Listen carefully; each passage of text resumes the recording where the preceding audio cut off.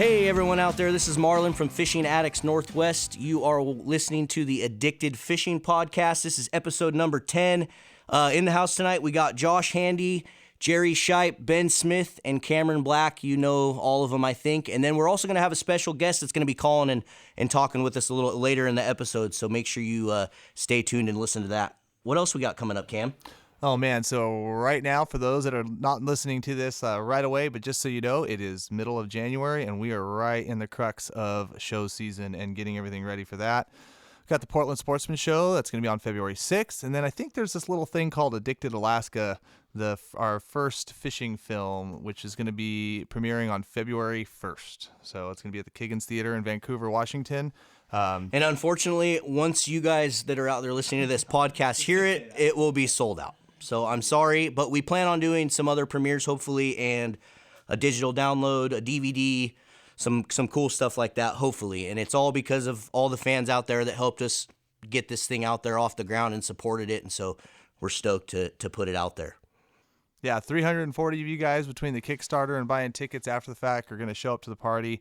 However, I would look for announcements shortly thereafter, maybe even probably before the Sportsman Show, if we will do another premiere, and those will be digitally available, I believe, and DVD copies at the Portland Sportsman Show for those that are not able to attend, or for those that are listening now, and sorry, the tickets are sold out.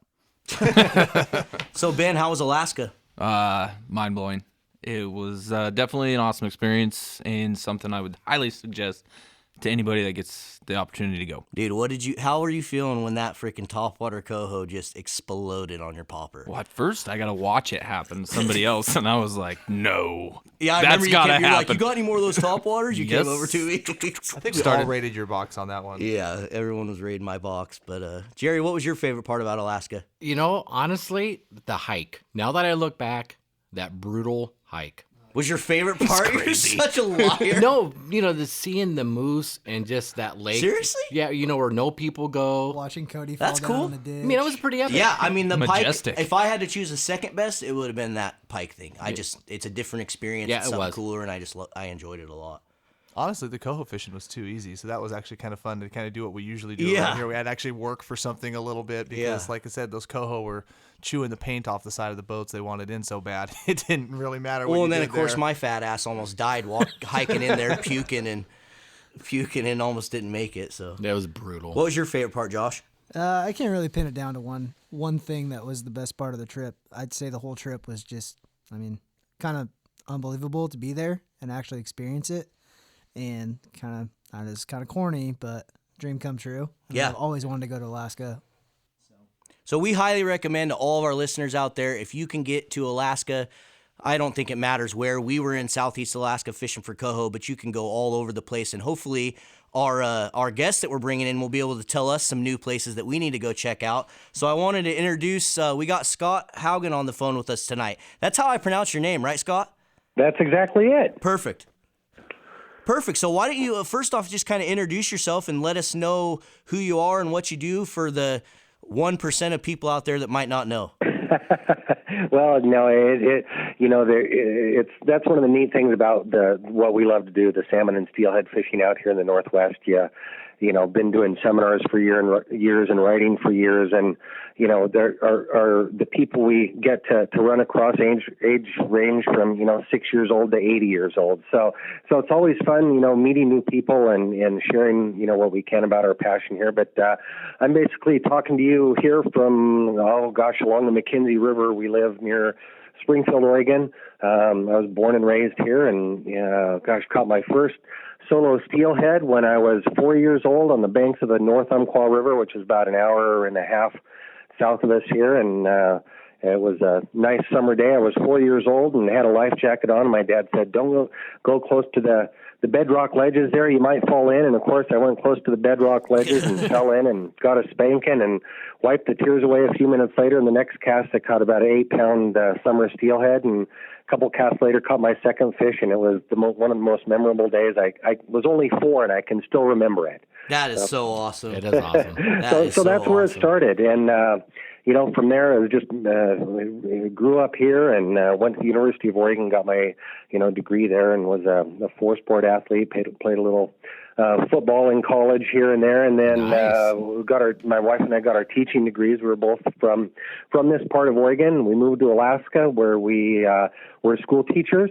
for most of the 90s. I did a lot of fishing and hunting, and ran a couple 100-mile wolf trap line up in Alaska. So we were way up in the Arctic. So 24 hours of darkness, for 2 months straight, and one year we went 199 straight days below zero, and That's insane. my ice fishing spots, you're drilling through 8-9 feet of ice to get to the lake trout and so forth up there. So it was a little different than the salmon and steelhead fishing I grew up with, but it was an adventure, and from there we taught a little bit overseas at an international school and in Sumatra, Indonesia, and then 17 years ago we moved back home, and I'd been doing some writing by then. I started writing for Salmon Trout Steelhead magazine, which I think this is my 20th year of writing for them.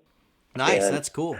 So just I took a couple years off from teaching, figuring that I might be able to make a living at the outdoor writing thing, and then TV came along at the same time, and everything just fell into place, and the stars aligned. We're very fortunate to make a living in this industry now for 17 years, and a lot of it centers around the fishing. A lot of it is kind of centered around big game hunting, which is most of what our TV shows have gone for, but over the years. But I was able to host a TV show 12 or 13 years ago for the Outdoor Channel. They actually contracted me to host it, and I did a couple big game hunting shows. One was a Western big game hunting, one was a international big game hunting, and I hosted an hour-long fishing show for them, and we shot most of them up in Alaska, and it was called Salmon Trout Steelheader, and it was going to be for this hottest, latest, and greatest HD channel, which was going to have, however many millions of viewers. Well, we shot the shows, and we had the greatest toys and,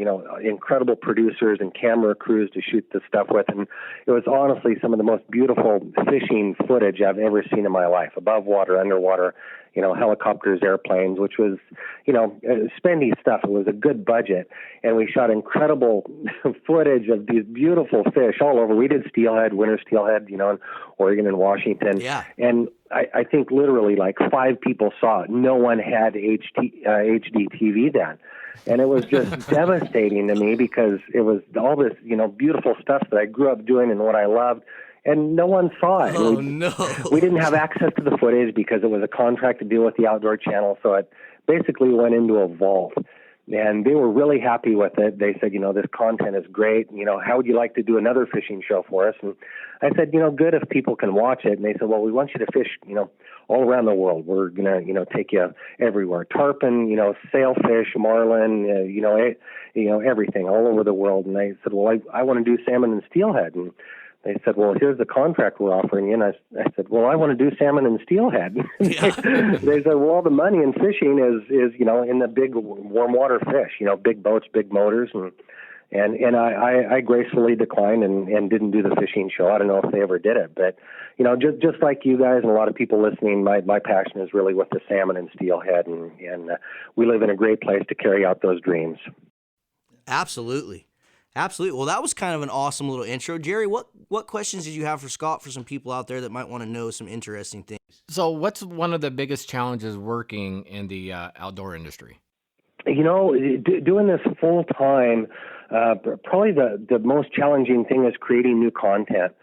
Being a full-time writer, I don't like really interviewing a lot of people for articles. Believe it or not, I don't read a lot of articles because I don't want them to influence what projects I'm working on. So I don't read as much now as I used to as a kid. I'm more of an information, creator. So I guess the biggest challenge for me is going out and, trying to learn things on my own or hooking up with, friends or guides or buddies or, just trying to learn some of the newest, I guess, techniques that are out there.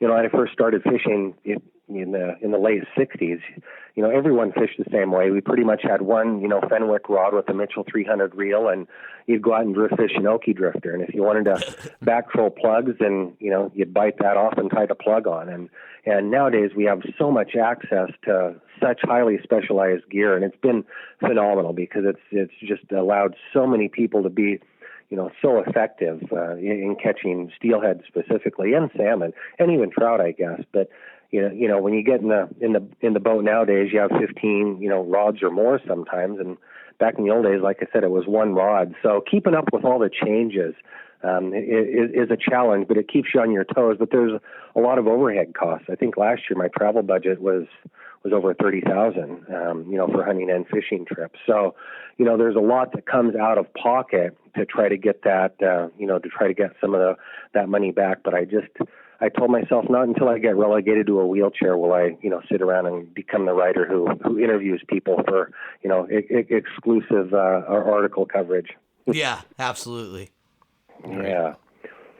So what do you see are the biggest challenges for sportsmen in the Northwest? A lot of it, that's a really good question. And I think a lot of that comes down to the experience level. For the newcomer to fishing in the Northwest, one of the biggest challenges is trying to find a place to fish. If you have a drift boat and can run a drift boat or even a pontoon boat, that just greatly increases the amount of water you can access where you're likely to catch fish. If you're a bank angler, it can be tough and it can be intimidating if you're a newcomer to go in and get shoulder to shoulder in some of the limited bank fishing opportunities and, along some of the rivers that we have here in the Northwest. So that's probably the biggest challenge. But at the same time, if you can connect with people like you, what the services you guys are providing by sharing information, there are a lot of people that are very secretive about it, won't share anything. When I came out with the Egg Cures book, I don't know how many years ago it was, 10 years ago, people in the industry loved me, and some just wanted to murder me for, sharing the secrets. And that's like what we run into. I'll give you any recipe I have, and I'll tell you everything I know about, trying to catch a fish, because, if you don't know how to read the water and know where to go,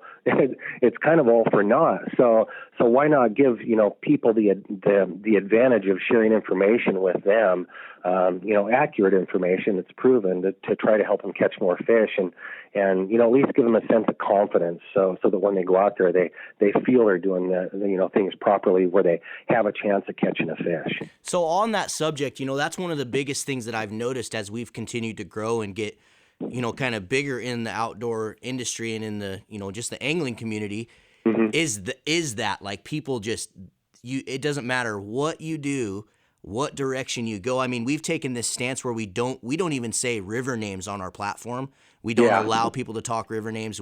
But we will literally teach you any technique on the planet, but we're not going to hold your hand and take you to the hole.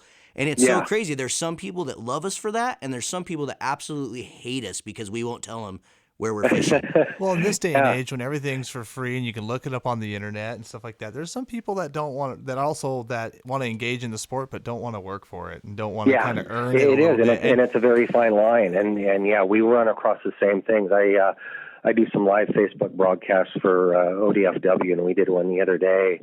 We were steelhead fishing on the Umpqua, and we told people where we were at, and I don't know what it had, 300 and some thousand impressions on it or whatever, and a bunch of views, and it was good. And like you say, a lot of people appreciated that, but a lot of people, were ranting that we're giving away the secret water, and there's really not a lot of secret water, and unless you're talking really small secluded streams where this time of year where you can, run into people. And that's not our intent, to serve people and tell them where to go. We did the same thing with hunting. People want to know where to go hunting and, exactly what to do. And like you say, people have to be willing to work for it. And the question that you brought up earlier about one of the biggest challenges, for me, that's where I'm always trying to get out and do things and learn things. And I've learned so much through just making personal mistakes and, going to these rivers and not doing the proper research or, using a technique that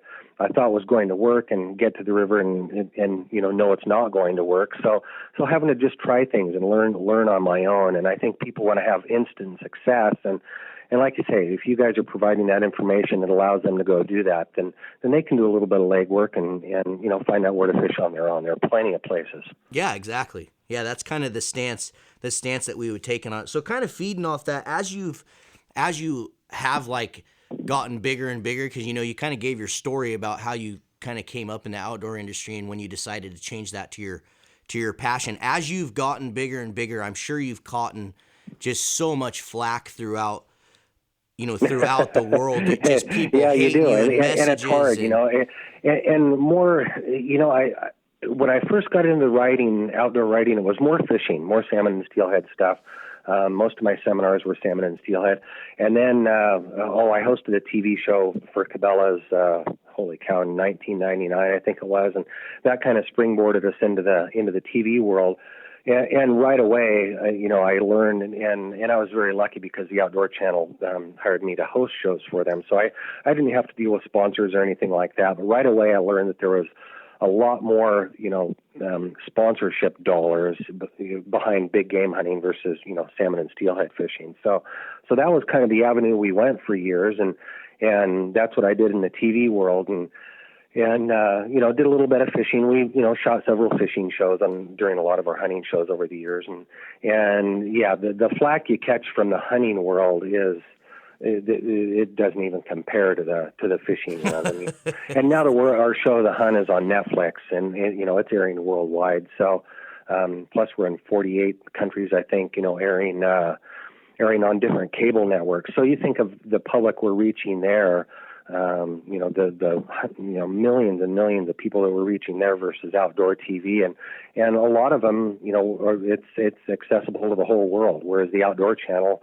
those were pretty much just your hunters and fishermen who watched that stuff. So yeah. So there's a lot of flack. There are many days when I open up my email and it's not really fun being me all the time with all the stuff you got. I mean, death threats and death wishes to you and the family and all that stuff. I mean, it's insane to me, Scott. I guess I don't really mind that from anti-hunters or some of the ignorant non-hunters that might say, "Why do you shoot a bear?" And I say, "Well, because we eat it." And it's like, "Oh, I didn't know you could eat bear." I think one of the most disheartening things is getting the amount of rejection and challenging comments and defamatory comments that you get from fellow hunters and anglers. It's like, come on, guys, we're all on the same team here, and we're such a small percentage of the population. Try to find the positive in it. And it's just like what Grandma used to tell us all: if you don't have anything good to say, don't say it at all. Exactly. Well, at the start of all our seminars and stuff, we always try to explain to the people, it's like, that fine line is there, but at the end of the day, if we don't have people engaging in our sport and we don't have people participating and getting into it, we're a dying breed. We are a dying breed. And guess what? If we don't have hunters and fishermen in our areas, we're going to get planted with more wolves, and we're going to see less hatchery stockings, and we're going to be a thing of the past. The whole industry is going to be a thing of the past. Yeah, so it's a scary totally proposition, but that's the way we're headed. It's the efforts, just like what you're doing, reaching out there and going beyond the norm to try to provide information and encourage people to get out and enjoy what we have. You're exactly right. Well, yeah, and that's kind of when I made that, when we started to think about making our new movie, Addicted Alaska, that was kind of my whole vision behind it. You grow up watching guys like you or, just all the people, the fishing guys that came before us and the people before us, and you guys all made entertaining, cool content that we could watch and follow. And that was always my dream, was to kind of continue that on to a newer and younger and, our generation that's coming up, and inspire people when I'm old to do the same thing, and just to keep that passion for fishing and angling and being crazy addicted to something that's so healthy for you, Yeah, you're exactly right. And that's one of the neat things about Alaska, and I'd love to see the movie you guys made, but the silver fishing up there, all the fishing up there is phenomenal. You'd mentioned the popper fishing for coho. That's one of the coolest things I've ever done in my life. And to hook 15, 20 of those on a surface popper by lunchtime, it's something that people have no idea unless you experience it. And last year, I have there are a couple places. I started a little booking service here last year. there are a couple places in Alaska where I book fishing trips, and some I'll, personally escort people up there. And one is to the Igigik River, which is one of the best, coho streams I've ever been to. They have good Arctic char, and even number, years you can get 4 to 5, different salmon species on that river. And took a friend of the family up there last year. He booked, and he was 77 years old, and at the end of the day of fishing, he was keeping track, and he fishes a lot down here too. And the fish numbers haven't been stellar down here, but hopefully that'll change with ocean conditions here in the next couple of years. But he said, I caught more fish today than I did the entire year. Springer fishing, fall Chinook fishing, summer and winter steelhead fishing. And we were talking about that because we all came home from Alaska, and we were all kind of like, all right, yeah, let's go fishing. And it's like, just not the same. We'd go guide and get like 10, 12 fish. Yeah. You're fishing all day for like 2 steelhead, all day grinding hard with like and 3 guys. Tough. And that's one of the things about Alaska. And this thing that I kind of host up there is we tabbed it as a fishing school, so where people can go up and learn how to fish all these different techniques and catch fish while they're doing it. And it comes back to kind of what you said earlier about a lot of people kind of resenting that we're not sharing all of the information to put them on fish right away. Well, if you spend a couple $1,000, you can go to Alaska and catch all the fish you want while you're learning how to fish. And that's one of the great things about Alaska too. Not only is it nonstop action much of the time, but holy cow, the learning curve is just phenomenal up there. It can be very educational. Yeah, absolutely. That's one of the things we talked about when all of us were up there. Ben, how much did you learn casting a spinner up there? How much did you learn just by being able to watch those fish? Oh, I know exactly what I was not doing right before I went up there. Having the opportunity to be able to put your presentation in front of that kind of unpressured system, it's amazing. The fish totally act way different than they do down here, but yeah, it was just crazy. Well, and there was times where you would literally see, because the water was clear when we were there, so you would see the coho come up and grab the spinner and pull it forward 2 or 3 feet, and you would never even feel it on your line. It was just to feel the blade stop. And it was once unbelievable. You figured that out, it was game changing. So it made me really start thinking, like, how many fish are we missing because we're not feeling them grab that spinner and pull towards us? So one of my buddies was like, I'm going to start setting the hook anytime I feel that blade stop.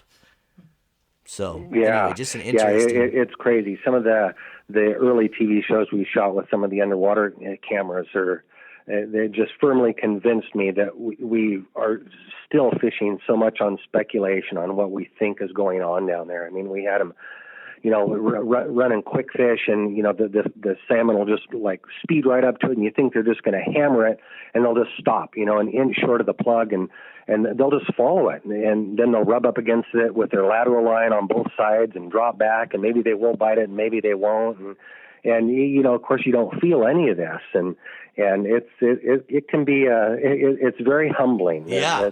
That's for sure. One of the things we did last year on one of our local streams, we were fishing this bobber hole, and we fished it hard. It was low, clear water, fished it, a few different presentations, and I'm like, dude, I know there's fish in here. So we tied a GoPro onto our rod and set it on the thing, and we casted it out there and floated the GoPro on a bobber through the hole, and there was 5 or 6 steelhead laying in that hole that didn't touch our stuff. Really? Yeah. Yeah, I couldn't believe it. Like I say, what we think's happening is and what's really happening can be very eye-opening and humbling sometimes. Yeah, absolutely. Well, Scott, we really appreciate you calling in. Where can people, if they want to follow, some of your content or any of your other avenues, where can they find you at? What things do you want to tell people about? The website is the best deal. It's just my name, just scotthaugen.com. I'm there. You can email me through there.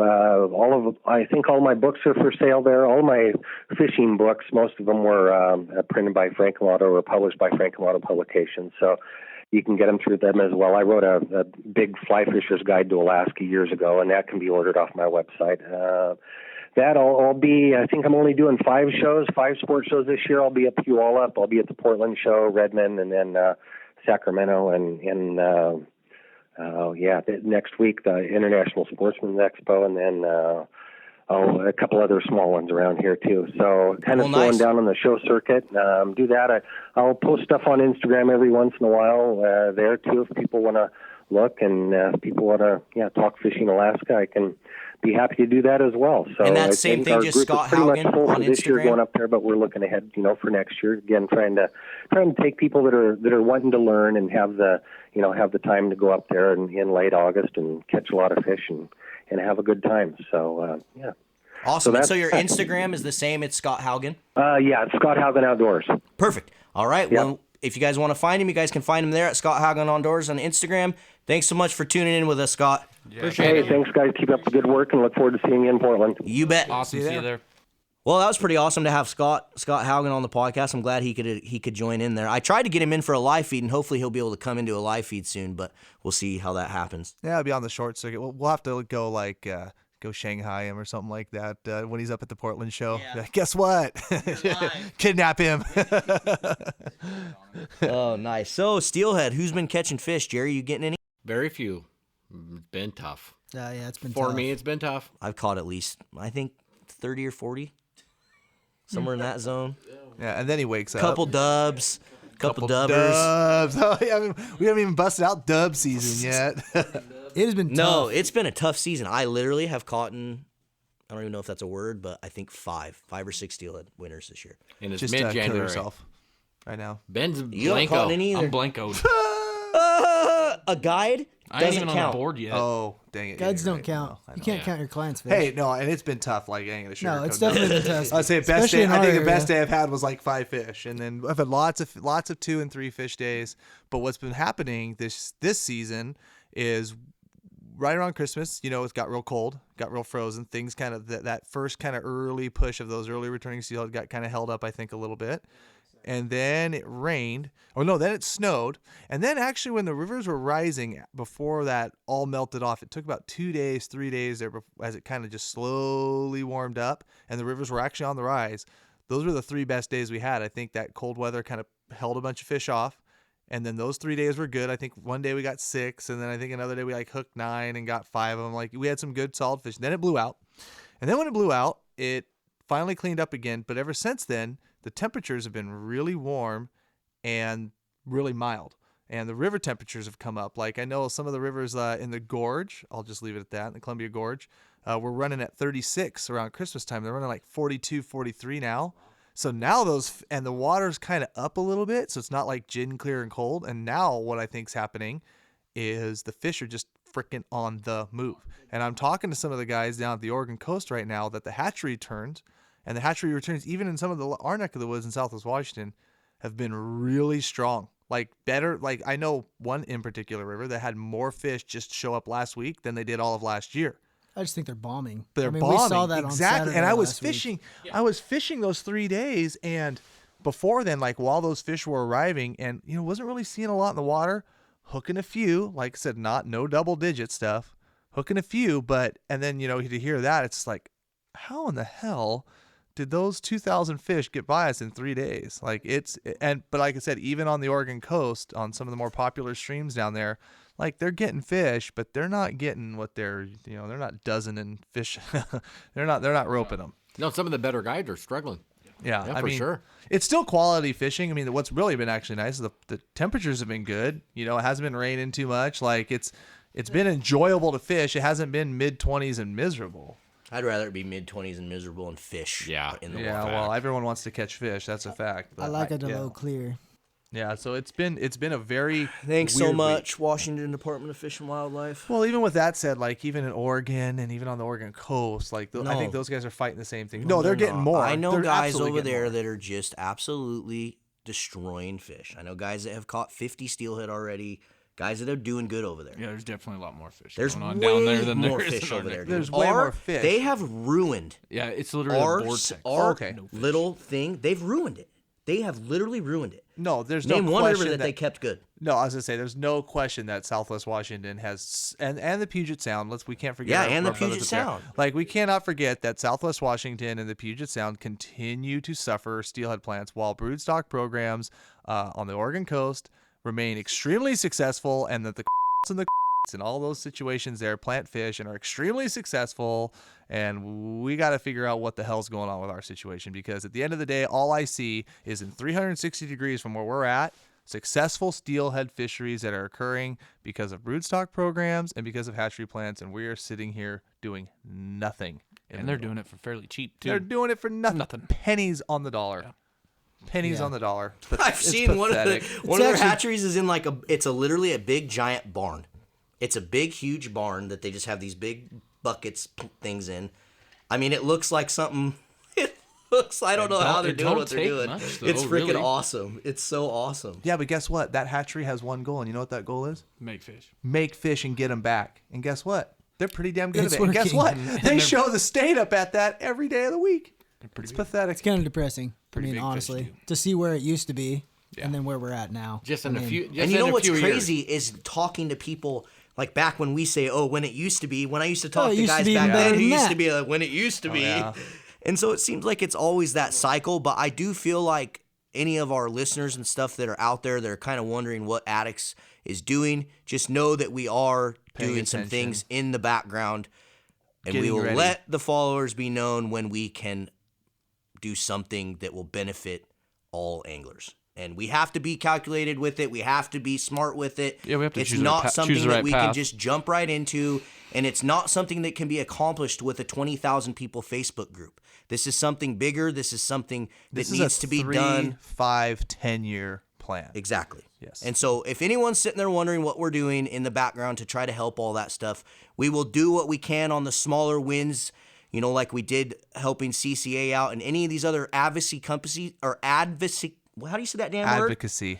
Any of those groups that want our help, I invite you to call us. No one has contacted us and asked us for help. So if you need Well, some help, well, I mean, there's yeah, been and there has been, and we've brought them on live CCA. feeds. We've brought CCA. on okay. live I'll feeds. just say We've it. done CCA stuff, yeah. is the only one that's contacted us. If anyone else needs some help, Yeah, they have the brood. They have that. They do the. we have a big platform of Yeah. anglers, and if you're doing something that means more fish in the rivers, we are more than willing to help you do anything you need help. Yeah, with. we don't want to get political into some of the crazy mumbo jump, but for instance, like CCA does the King of the Reach. Where Yeah, they we go went out and and did that. they collect those big fall Chinooks for broodstock, so they take them in the hatcheries. We promoted that. We went up there and fished it 2 years ago. Made a video, tried to put that out there to the masses. Hopefully they caught a lot of fish this year. We weren't able to attend, but no, there's situations and events like that yeah, absolutely. I mean, we're trying to, as a group, we're trying to grow and just to get the sport fishermen involvement in something. And right now, if all that is just trying to get bigger and trying to get more people excited, like what we were talking about with Scott, just trying to get more people engaged and more people excited into the fisheries, that's what we need. Because as of right now, and I'm just going to go out and say it, tell me one group that's freaking doing that. Tell me one group right now in the last 12 years that's been just going to bat for the sportsmen and just kicking butt all day long. I'm waiting. I'm looking at all you guys here. Like there's wins. Like There's been some things there's that wins. some things that have been done, but there's no one that is sitting there like advocating for us on every level. There just isn't one. There just isn't one. And the biggest thing too, and me and Cameron keep talking about over and over and over again, is a lot of the things that are being done. None of them are getting us more fish. None of them. Yeah. I So- think at the end of the day, if we want to have an industry and we want to have participation in the sport, and we don't want to have guys that try steelhead fishing, they go out twice, they don't catch a fish, and yeah, obviously you need to get engaged and do it. It's not just a put your quarter in the slot, Yeah, catch a steelhead. but when you have anglers, and this is what our department needs to know about, we have 5 anglers in this room right now that are extremely good anglers. When we go out and fish a river on prime conditions and fish it all day and only hook 2 fish, there's a problem, because that means every new angler that goes and hits that river that has no clue what he's doing does not stand a chance unless he's lucky. Yeah, and they're out. They'll buy bowling balls or they'll do that, and guess what? And then the rest of the group as a whole will suffer because at one day, like we were talking with Scott, we're a dying breed. So regardless what it boils down to, and the reason I kind of wanted to touch on that a little bit for everyone out there, if you listen to us, is we are going to do something at some point. Just please be patient with us and know that Just right now, we're having fun with fishing. We're trying to grow. We're trying to grow our platform, trying to grow our groups. It's not a I was matter. looking for the quote and I couldn't find the damn quote, Dang but it. it basically says something about you can't make an impact unless you have an audience that wants to stand behind you. And we still need the more audience. We still No, need. there's no question. There's at the end of the day, We're still small. We're still a small. we are in the big picture. in the big exactly. There's 800,000 anglers in in Washington, and there's a million. No, there what was I can't. I'm mixing up the states. Long and short, there's almost 2 million anglers. Yeah, Exactly. not everybody's salmon or steelhead fishing, but you know what? At the end of the day, let's say All only of a them want quarter. to. Let's say all of them want to. If there's only Exactly. a quarter, that fine. There's 500,000 people in the states, and as far as a collective whole, they're doing nothing. Nothing. No one's engaged in it. No one wants to play. No one wants to go to bat. It's ridiculous that we can't be leading these guys, these state people around by their freaking noses, telling them what to do. And we're going to change that. 3, 5, 10-year plan. Because at the end of the day, we're all buying licenses and we're funding. Well, yeah, we fund this. We fund the Washington Department of Fish and Wildlife 19% with our freaking licenses. A lot of their stuff, I think, comes from the general fund. So I see that argument where, oh, I'm just not going to buy my license this year, and that's going to teach them. Well, the reality of the situation, that probably doesn't do much. Like That actually makes you lose more fish. exactly, it does. It does. Yeah, I mean, and then the way that the state combats some of these wild fish issues, or where they're getting rid of hatchery plants, it's like the hatchery doesn't want to spend the money to fight the state. And then really the state says, oh, well, guess what? Now we don't have to spend the money to raise the fish either. Yeah. What? Their interest is not Win-win us. for them. Mm-hmm. Yeah. It's good CYA, good pocketbook coverage. We have a Well, pro- whatever. we have a I prime- do not want to get on this conversation No, I because know. it will take like But 4 prime- hours. Cameron will go Oh, off I'm because I ready. know how I'm Cameron ready. is. Let's do this. But let him do this on another podcast just- episode just because I real- want to talk about steelhead, not talk about let's political this, BS. This will go on both. So Okay. one of the rivers that we fish, grew up on, Mm-hmm. hold dear to our heart. This is the first year that there was no hatchery prodigy or no hatchery influence on the river. So basically, It's been pretty apparent. Hold on, yeah, wild fish brood or spawn, or excuse me, let me just start over. True non-hatchery influenced fish spawned in the gravel and created this year's brood, right? This was the year that we, according to getting rid of all these hatchery fish, we should see an uptick in wild and That's true not what wild. they said. You need to read the research paper before you start making claims. Go ahead. I'll let you clean out. They don't say the first year. No. Oh, They when do don't say it. 4 years. 4 years. So 4 years been- from today, 4 years from this year, because you need to have a full returning run to a river. Strictly wild. Strictly wilds is what they claim, and I'm just saying what they claim. They're not saying, right now you're not going to see a stronger return this year because you still had all those. No, because we're 4 years back after that. When was the last time they put hatchery winners in there? It was That's like what I'm 6 saying. Years. It was like 6 years ago. No, it wasn't. No, it's 4. Dude, it wasn't. You're wrong. I think it was about 4 years. But regardless, it should be like, so might be this the year, 5th. 4 years from this year is when we should see it. Well, So I hate to podcast break it. 39, we'll talk about it. But they did that on the wind. They've done that on rivers already, and it And did in- not work. And all over Canada. So it did not work. So I don't really give a crap about that. At the I end of don't the care. day- I think it's fine if they make that a wild river. But I think that they're these wild gene bank rivers that they're designating wild gene bank, good. Go for it. But if it doesn't change anything in 10 years, then you better let us do whatever the hell we want with that river. Well, at the end of the day, you might have taken out the hatchery fish, and this was kind of going to my point. You took out the hatchery fish. You still didn't change the development on the river. You still didn't stop the extra predation that are happening down at the mouth. You still did not stop the logging they going got on rid the of the spring upper gill reaches. netters. Okay, well, yeah, and what did I That's say gonna about be that? huge for That's that gonna river. be that's gonna be big for that river. Getting rid of some of those I mean, I'm not necessarily against gill netting. I was against that tangle net. Hey, shit I up threw tangle my netting. Christmas tree up in the upper reaches, so that'll help a couple little There small. you go. Yeah. But like I said, at the end of the day, we still didn't get rid of those. And guess what? So the question is, if that river has a carrying capacity of, It's a lot. 2,000 spawning pairs. It's a lot. You know what? You're never going to get it back to 2,000 spawning pairs with all those other issues. That's the whole point of a hatchery, is to help supplement what the damage we've done and the development that's not going to go away.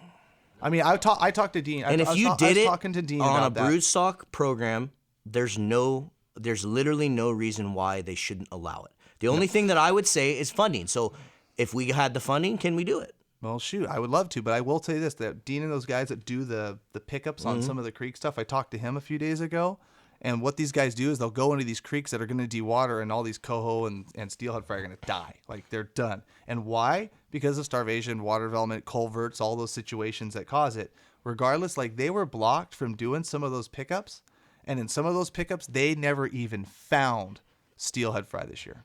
They said it's scary. Scary, scary. So you might be talking 4 years from now. We might be having this conversation. Just remember this. And we No, should probably he's wrong. We need to go talk to Dean and Dave. That's who he does it with. D&D? Yeah, D&D. Yeah, I don't want to just talk to him. I want to see his freaking books. I want to see his little things. Because those guys, the problem with half those dudes is they just spat bullshit. Okay. They just spat. All I know is that I've caught more years, smolt, and also I've caught more developed smolt than I've ever seen in that river. Yeah. Ever. Big ones. Big, nice, like they're going to survive and they're going to come back big. Those are a year old. I know. Okay. This year's. Or like, excuse me, not this year's, but this last spring's brood is what they're saying is just they're not there. Regardless, they've seen. The thing is that their little thing that they is all dependent on weather conditions. So like if we had a different type of systems and those streams, they could have flushed out of the streams. Some years they get tons of fish and some years they get none because of the this conditions. Year, and according to that, this year they should have got fish and they were not there. According to the conditions. We didn't have a very hot summer. Well, I don't know how they gauge that. We didn't have like a hot, like we didn't have that this year. Okay.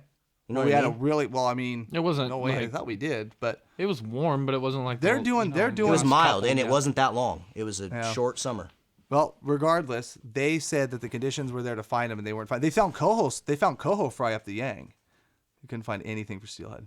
Maybe they're not. Steelhead aren't going in those. I'm just saying they usually catch them. Steelhead need different conditions. Agreed. You know where steelhead need to be is in the upper parts of those that they've just destroyed. Which have been logged in culvert and logging road. Destroyed a lot of those. But at the end of the day, if you're not picking up the slack in those situations, like I said, on just straight up development, those wild fish, those true wild genetics run the risk of a very bad ocean condition or a very bad situation on the river, I think, just wiping them the frick out. And guess what? When that happens, and when they don't see those fish come back, you're not going to be able to fish on them. I don't think that'll happen. I hope not. It's scary stuff. I know it's scary. It's scary. Depressing. It's scary, stupid stuff. But at the end of the day, like I already said what I'll do if they try to do that. That's it. That's all out war. Well, I mean, it's all out war, but unfortunately, it's not just happening in our river. I don't care, dude. I know with that river, but I'm just saying, like, it's not just happening here. It's happening everywhere. There just needs to be a priority. But you can only make an impact on things you're educated on and things that you can fight for. I can't go fight for some freaking river that I've never been on, I know nothing about. The people that are up there and know everything about that river, if they want to fight for it and protect it, go fight for it and protect it. We need those people to do that. I can't do that because I don't know anything about it.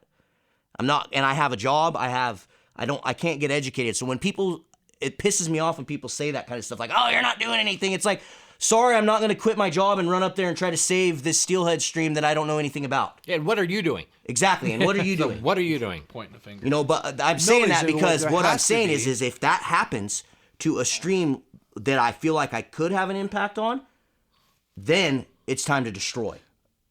Well, okay, so you're no different than the guy that's up there. The problem is there needs to be a statewide or a regional-wide emphasis on getting these states to prioritize steelhead fishing as something that they need to continue to develop and to continue to create. And they're not doing that.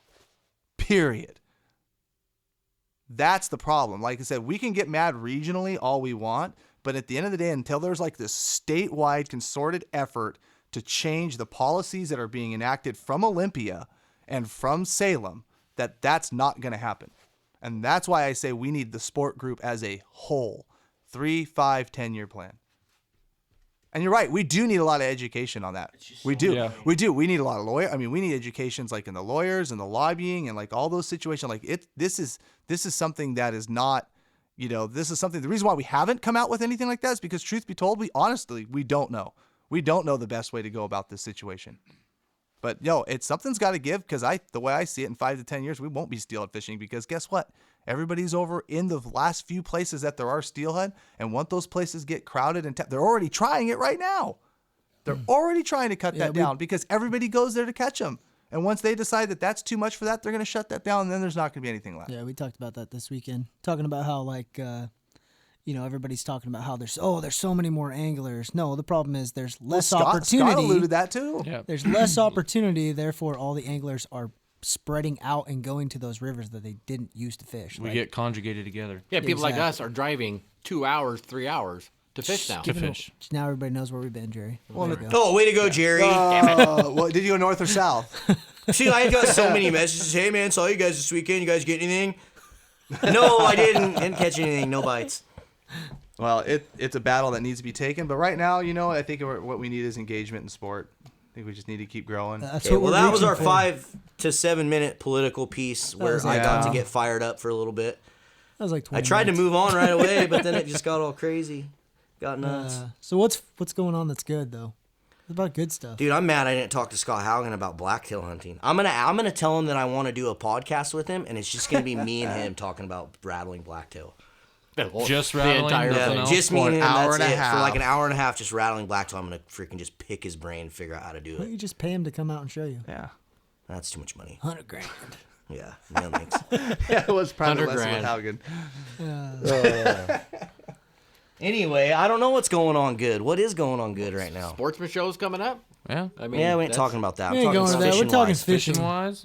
I'm sad. Get We out got of here. 166,000 supposed springers that I think are going to head over Bonneville. We got another 50,000 in the Willamette Channel. It's not too early to start talking about that. No, we got my there's some favorite things on the fishery. horizon. Doesn't sound like summer steelhead as a whole is supposed to be too impressive because we're still in that.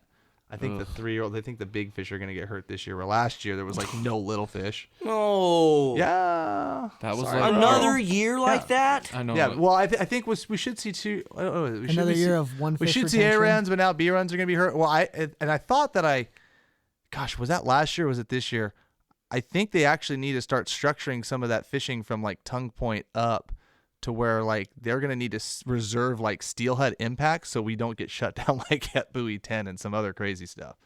Yeah, I mean it sounds like steelhead's still going to be the hot button issue. All right, and back then- to springers. Steelhead's sad.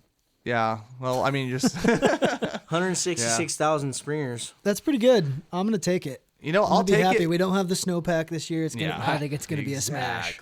Oh, unless it snows like the whole month of February, which happens sometimes. Or rain the whole month of March like it did last year. I was gonna say, as long as we don't get conditions like last But year, I think I'll we be got- fine with it. We got Cam. He got it figured out last year, so we're good. Yeah, that was great. We're good. Now this year it's gonna be like we're gonna be back It'll to be trolling totally in different. 50 feet. I'll be totally shed different. hunting.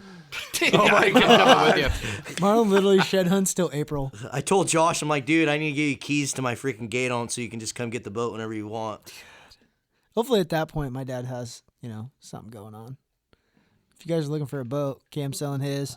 I'm selling It'll mine. be gone. It'll be gone by the time this podcast is over. It's been for sale for 3 hours. Did someone buy Josh's boat so we? No one buy Stop Cameron's hearing boat if about you're it. listening to this. Yeah. It's Motor's too about late. to blow.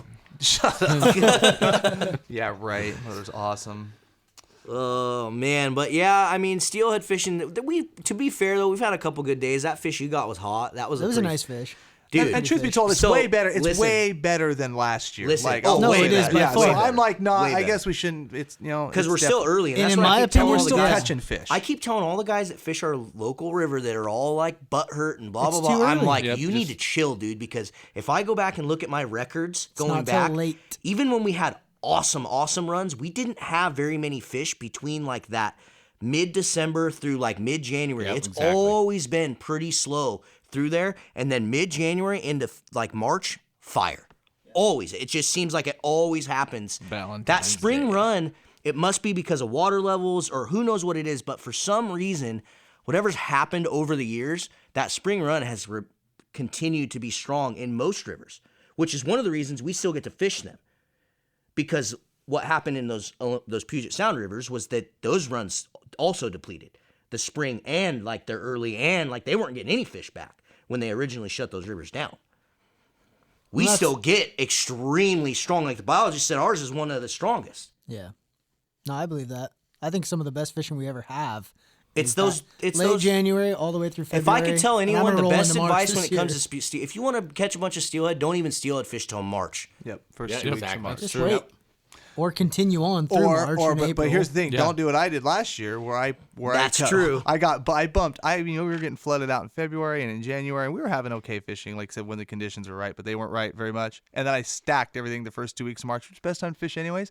And I Blew remember out. fished till March 3rd. The rest of the season blew out, and it didn't blow out like, oh, the conditions are tough. Just man up, put your pants on, and freaking go catch fish. No, it was like torrential freaking flooding. I remember. For like the whole month of March. I was so In excited fact, because the I was out there Columbia shed blew- in hunting, fact, going, the- "Yeah, this is so awesome." In fact, the Columbia blew out too. too, and it pushed off the springer fishing by about a month. I think I'm no, going to end up getting screwed trust this me. year, and that ain't going to happen. Did you again. get your plunking rods out? and No, guide that? you couldn't even do that, dude. Like, You you know, oh, really? Charles Stoll, he was smashing them up, bud. Where were you at? yeah. Isaac Okay. Houston He was was getting smashing them. Where were you? springers. I'm Houston- talking steelhead, you Houston stupid was jack. smashing them. Yeah, I saw You that went to one. the Columbia. You said the saw that Columbia one. got all high. Where I were saw- you at? Oh, the Columbia was Hey, crazy. if you high. don't forget their home slice, Look at him. I He's going to get all the fits. I say, okay.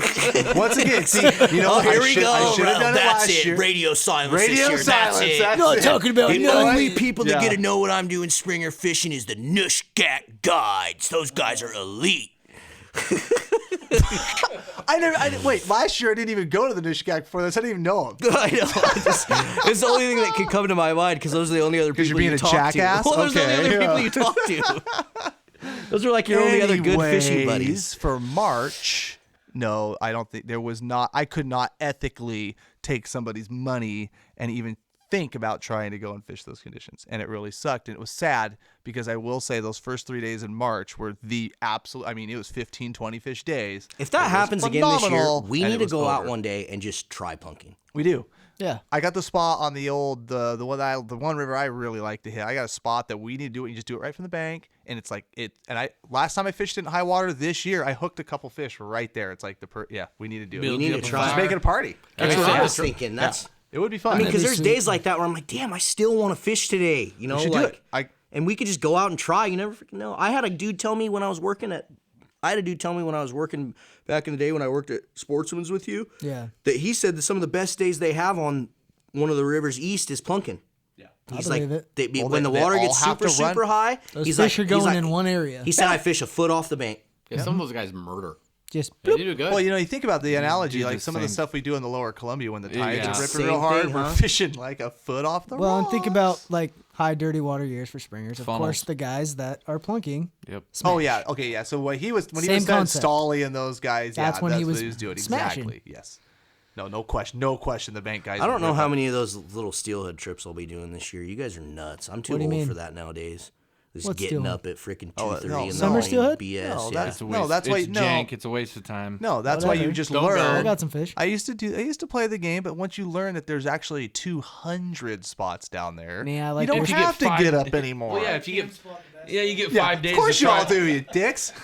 5 days to get them dialed in before anybody else is out there, though. That's the Dude, I got a couple spots on some of those walls that like I don't fish until I am bumped out of all 5 of my or 6 of spots that I want to fish, and then you go there. And then you sit there hopefully for a day and you hope no one sees it, and then you leave it and you never fish it and you just keep it in your back pocket. good old plan. Because guess B. what? Like you said, there's steelhead. Plan B. In the certain conditions, they're all going to Yeah, run they all go right in. in the same Yeah. thing. Yeah. Yeah, There's it's fun. There's tons of spots. To Dude, there were so many days last year. I was like, oh my I know. god, why 1 in am the I morning. doing Oh, one day, Why? dude. Brutal. One day I was rolling down there after a heavy night of drinking. My dad looked at me. He's Yeah, we're like, real. "Are you good to run the boat?" And I'm like, I think so. I mean, and that ain't a short run either. I mean, you're going quite a ways in the dark with a little hangover. There's shorter runs than I the was- ones you're making. Yeah, I know.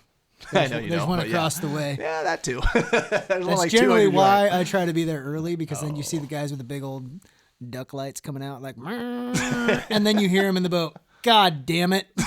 It's the greatest. That's the only feeling. 3 spots I It know how is to the fish on the greatest whole Columbia, and I can't they're figure out. And I already don't. there, And and I it's don't like, know well, steelhead, so I gotta freaking go home now. We spent the night, so yeah. We're Well, either way, I think we have some good. We're gonna have some fishing ahead of us. We get down every once in It's a while. doom and gloom right now. I But mean, think we all once get down, but we February- have. I mean, at the end of the day, even when we have bad seasons, we still have like memorable badass trips. and Absolutely. Oh, for days sure. that we have good days. And you know what? I tell, and you know, the thing is, like, from the guiding perspective too, you know, if you don't tell your clients, hey, we're going to go out and get 10, and then you go, it's like, you know what? You just tell them straight up, hey, we're I going to did go that out. to Ben last We're going to weekend. go out He's so and bad. we're going to go out and, you know, 100%. we're looking for 2 to 6, 7, 8 bites. And if we can connect with them, then, you know, we're going to have a great day. And that's just, it is what it is. It is It's not what it always is. about the catch. It's not. No, Not it's about always. running over your buddy's foot It is. Yeah, that's pretty cool. with your How's truck. your foot, Jerry? with your truck better. while he's going to the It's good. bathroom.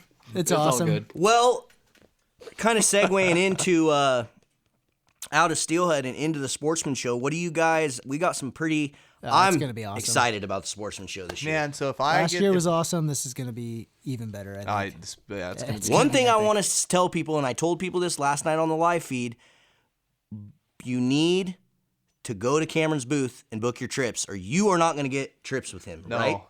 I will put out stuff on Fishing Addicts beforehand. Like You're going to be buey 10 booked out by the time I got that's 7 days left already, so it is what it is. And but with this, working, I wish I could say it now, but I'm working some situation with some new boats. Might be on display at the Portland Sportsman Show. No idea. Gonna do a little more ocean-esque stuff. Have a little more fun.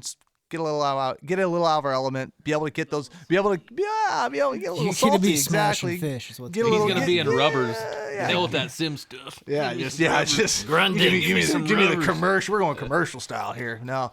I think open up a little bit of fishery. Open up some time on the water for sure. But yeah, make sure you come stop by the booth for that for sure. Yeah, spring chinook, summer steelhead, kokanee, all that good stuff are my twitching trips. Believe it or not, twitching trips.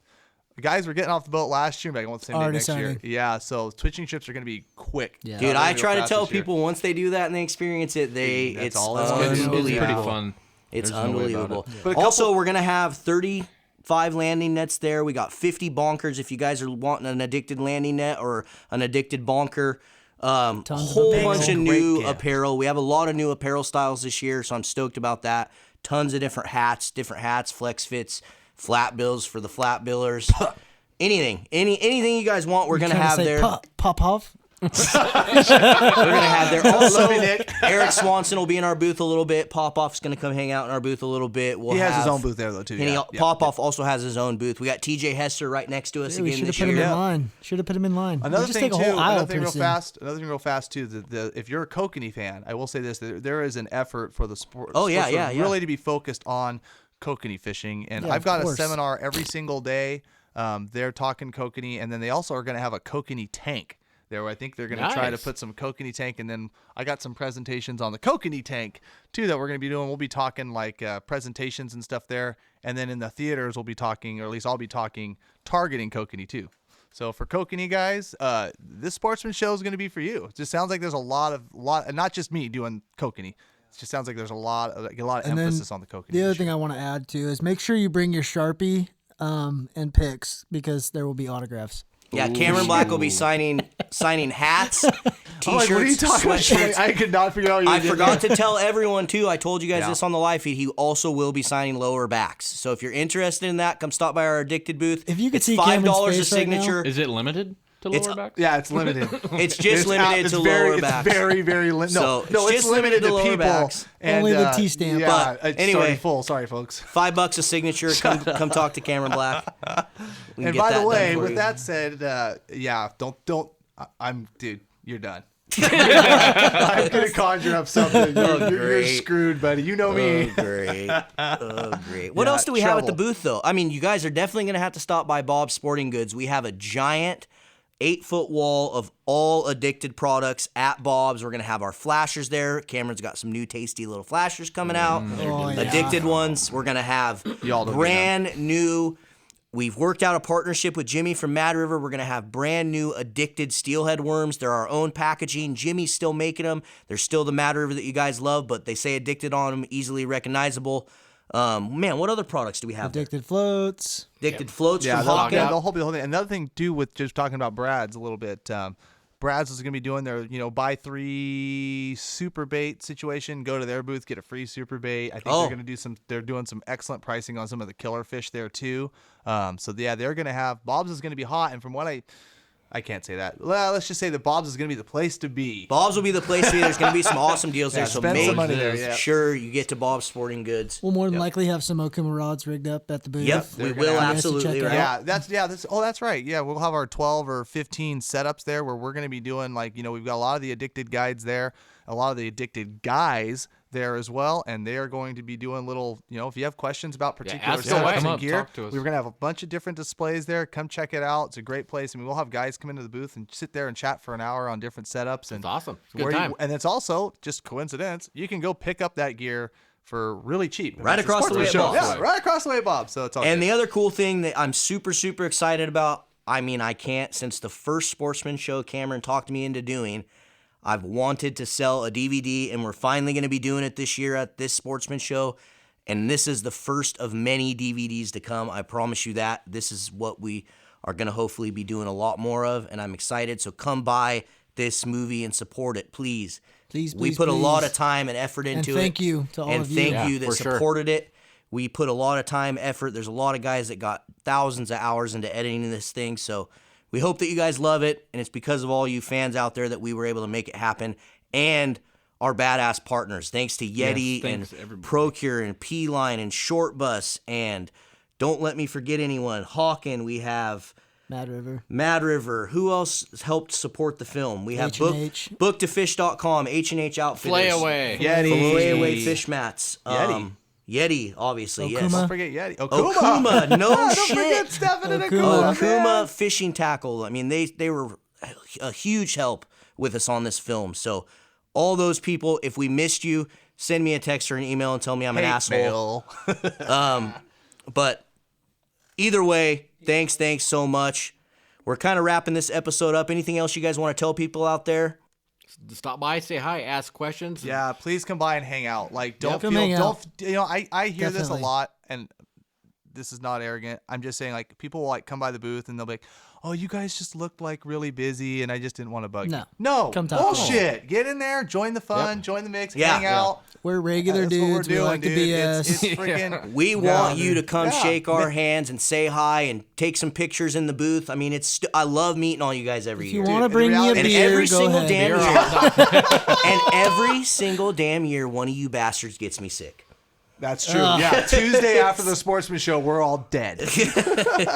No, we are all dying. But no, come in and the truth be told is last year that Sportsman's Night went by so fast for us. Like, I mean, It it was. did. Oh, yeah. It We was showed up crazy. in the morning. And it's what time is it? 9. We're done. Like, it was amazing. It was It was a exhausting. lot of fun. It was an awesome show. It was Yeah. exhausting. Says ancient Jerry. We crawled out of there, but Time- awesome. time flew. It was Father fun. time. It All was right, a great guys. So time. make sure you stop by, look online. Cameron's Gone Catching Facebook page or the Fishing Addicts page will have our booth numbers on there at some point, a couple times within the next few weeks. Please make sure you guys subscribe to these podcasts, because if you're subscribed, then you're going to know when we put out new episodes. You can download these on Google Play and on iTunes. Make sure you follow us on Facebook, Snapchat, Instagram, all the fun little social platforms that we need you to be following us on, because we post badass content on all of them. What the else more do we got? followers, the more powerful we become. Post a lot Exactly. of their badass That sounded content really on there. like freaking like you just think you're Cultish, so right? hard, bro. No, I meant like the more powerful we become in the fishing industry, and we can do something about the stuff we talked about. exactly. We got a Yeah, bigger the more reach, the more people anglers that we are have in there. the sport, guys, the better. So just follow us. You'll love the content. Hopefully, you guys will love this movie. Please keep listening and watching, and we will see all of you on the river. See you on the river, guys. Thanks. See you guys. See ya.